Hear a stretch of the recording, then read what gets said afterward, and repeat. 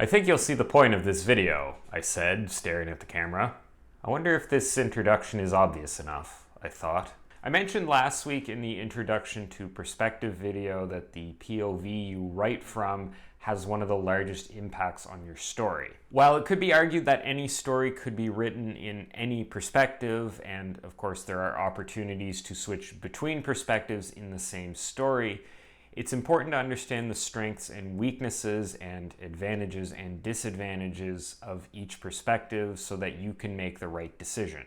Today, we're going to be talking about the first-person perspective, or POV, what it is, the different flavors, and the various considerations you should make if this is the perspective you choose for your story.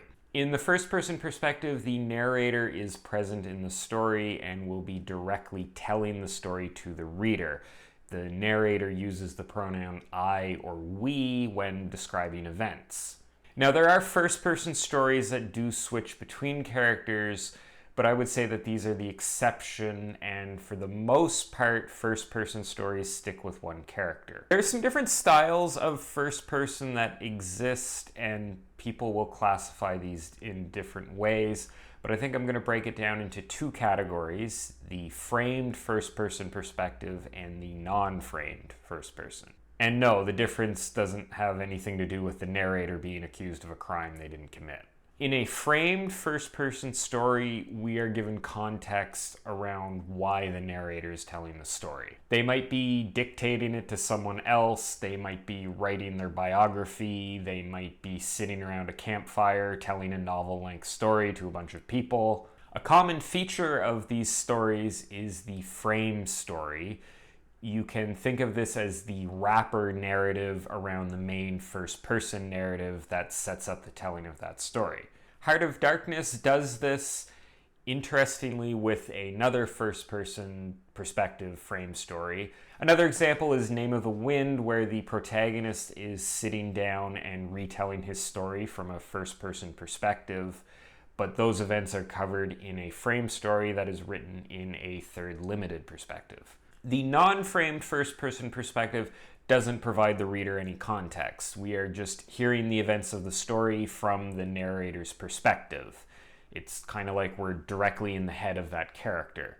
I've seen this called the cinematic first-person, and it's probably the more common of the two. The framed type of first-person has the advantage that since a future version of the character is telling the story, they can have hindsight over the events that take place in the story. The character can say things like, "I didn't know at the time that Bob would betray me," or "Had I known how expensive it was to feed a cat, I never would have adopted the bastard." This can be a really useful foreshadowing tool and also a really good way to characterize the narrator. One of the disadvantages, though, of the framed type is that by the nature of the framed story, it often gives away something about how the story is going to end because we ultimately know what sort of situation the narrator is in.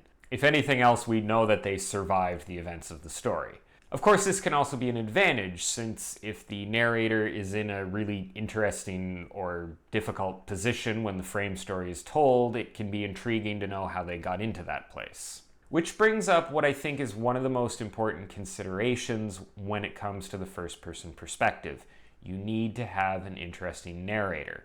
Of course, having interesting characters is a must in any story, but when I've read a first-person story that doesn't work, it's usually because the narrator doesn't work. With first-person, you are more intimately connected to a character than you are with any other perspective.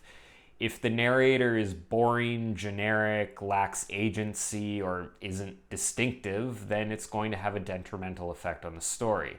Your narrator needs to have a strong character voice in order for the first-person perspective to really land. There's also some other limitations of first-person that you need to consider. It's very difficult in a first-person story to switch between character viewpoints without confusing the reader.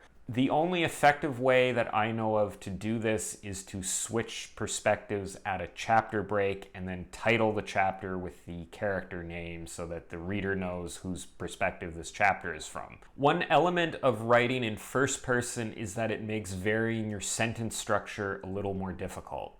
In third limited perspective, you can switch between the name of the character and whatever pronoun they use, he, she, or they. This lets you mix up your sentences a little more, whereas in first person, you're pretty much stuck with the I pronoun. You can also run into problems with describing the viewpoint character, or even revealing their gender or their name to the reader. In third person, it's more natural when the outside narrator describes what the character looks like or gives the reader their name.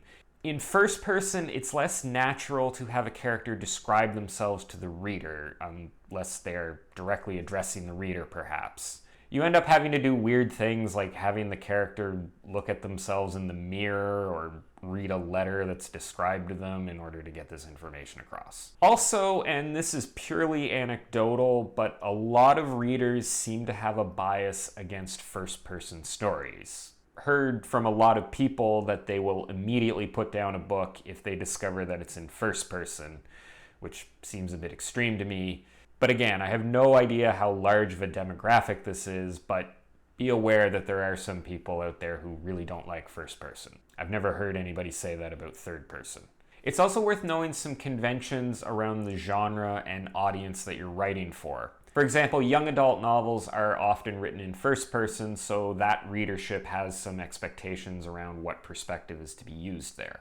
All that being said, if you can overcome and understand the limitations of the first-person perspective, it's one of the best perspectives for writing deeply engaging, immersive, character-driven stories. If you really, really want your reader to connect with a specific character and understand how the world looks through that character's eyes, then you pretty much need to use first-person perspective. If you're still not sure if it's the right perspective for you, I'll be covering the other common perspectives in upcoming videos. Until then, I hope you enjoyed this video and found the advice in it useful. If you want to see more stuff like this, you can check out all my other writing advice related videos and subscribe to my channel. I post new videos every Wednesday. Thanks for watching, and I'll see you next time.